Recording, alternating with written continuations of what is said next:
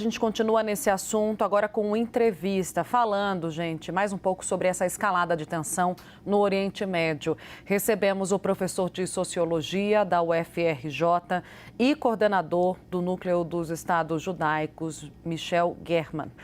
Boa tarde, professor. Está me ouvindo? Tudo bem? Tudo bom? Te ouço bem, boa noite. Professor, o que esperar? Portanto, sei que aqui ninguém tem bola de cristal, mas os próximos passos talvez comecem a ficar mais claros, tanto em relação ao posicionamento do Hezbollah, do Líbano e também sobre o contra-ataque de Israel. Como é que fica a guerra neste momento, na próxima semana? O que a gente pode antever? É difícil fazer qualquer previsão do que vai acontecer agora, e me parece mais responsável dizer que a gente não sabe o que vai acontecer.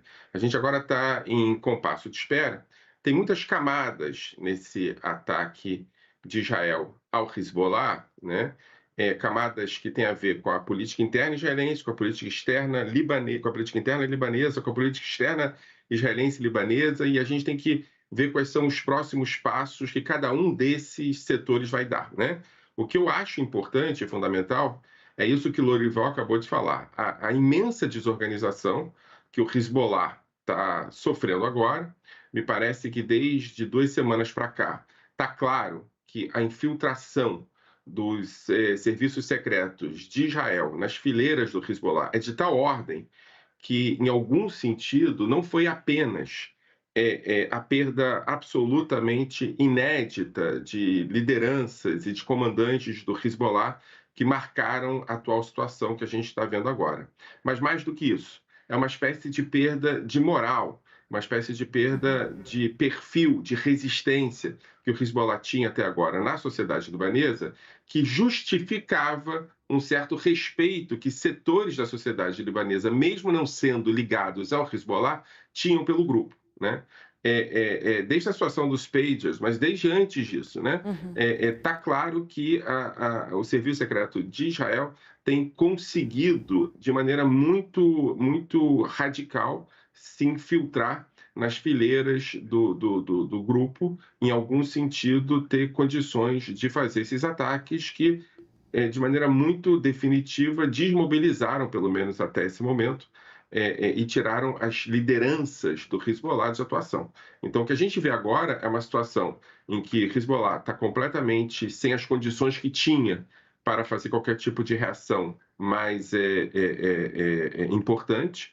Israel espera, me parece que Israel espera no sentido de saber quais são os próximos passos do Hezbollah e do Irã, mas a partir da situação que a gente vai ver na semana que vem, é que a gente vai ter mais clareza do que vai acontecer. O que a gente tem agora é uma situação de um Hezbollah enfraquecido, desmobilizado e desmoralizado. Acho que esse é o ponto fundamental, né?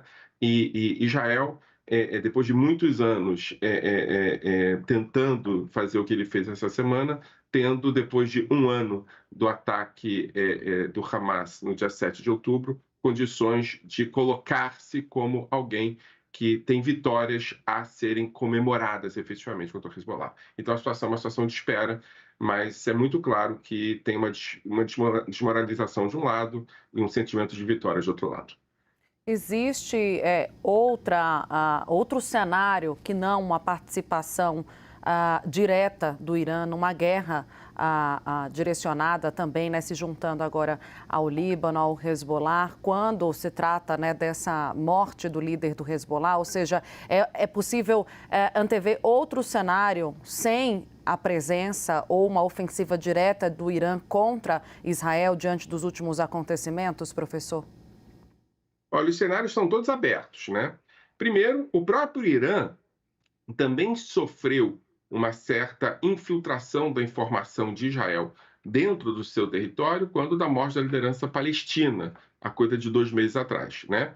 Em abril, os ataques que Irã fez a Israel foram ataques, por assim dizer, decepcionantes para os que esperavam uma reação pela primeira vez colocada em prática pelo próprio Irã contra Israel. Então, assim, eu não sei se o Irã se vê hoje numa situação que é uma situação de resposta imediata a Israel, né? Por outro lado, há, e isso não pode ser descartado, um avanço bilateral de encontros secretos entre Estados Unidos e Irã, no sentido de reavaliar o retorno ao acordo sobre a potência nuclear do Irã, né? A situação no Irã mudou, o presidente do Irã é outro presidente, não é exatamente ele que toma as decisões efetivamente, mas você está vendo um avanço entre Estados Unidos e Irã no sentido de levantar, ou pelo menos na possibilidade de levantar as sanções contra o Irã, e isso também pode ter explicado bastante o ataque de Israel contra o Hezbollah.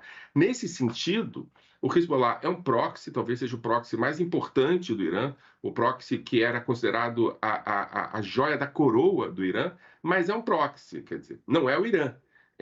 Então, assim, eu tenho uma certa dificuldade de apostar numa reação imediata do Irã contra Israel, no momento em que o Irã tem também interesses em relação à política internacional que não são só os interesses ligados ao Hezbollah. Então, assim, é claro que se houver uma reação, a gente está vendo ali os Houthis no sul, a gente está vendo o Iraque, a gente está vendo o Irã, a gente está vendo todo um certo eixo xiita, alauíta que pode atacar Israel, mas nesse momento eu apostaria, se fosse para apostar em alguma coisa, de que os interesses do Irã com relação à sua própria situação interna são maiores do que a necessidade de responder